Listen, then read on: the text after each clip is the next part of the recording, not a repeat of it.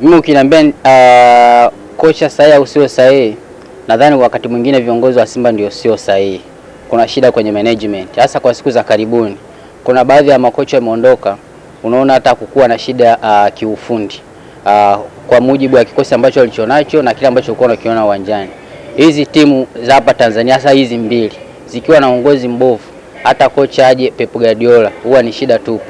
Yule Dimitri Pavlov ameondoka, hakuwa kocha mbovu kwa namna ambavyo kumemwangalia mechi kadhaa, na hakuwa na wachezaji wabovu, wachezaji wazuri tu. Kwa Beka ni moja kati ya makocha ambao wamejipambanua kwa kiwango kubwa sana.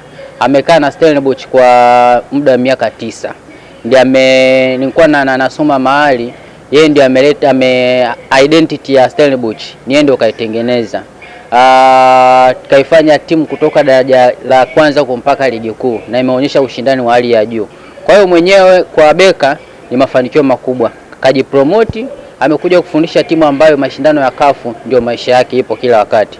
Na makocha wengi Afrika akipata ofa ya kwenda kufundisha Simba, timu ambayo inashiriki mara nyingi mashindano ya kafu, kwake ni chapu tu, anaterminate mkataba mahali alipo, anakwenda Simba. Kwa hiyo issue hapo usahihi wake au atakuwa mtu sahihi kivipi? Ushirikiano kutoka kwa management ya Simba na bodi kwa ujumla. Kama viongozi watampa ushirikiano, atasaidia timu kwa kiasi kikubwa. Lakini kama wataendelea kudemadema haya mivutano, bado kocha ataonekana wa kawaida na atatimliwa sana na watashikana sana mambo yasiyokuwa ya kawaida.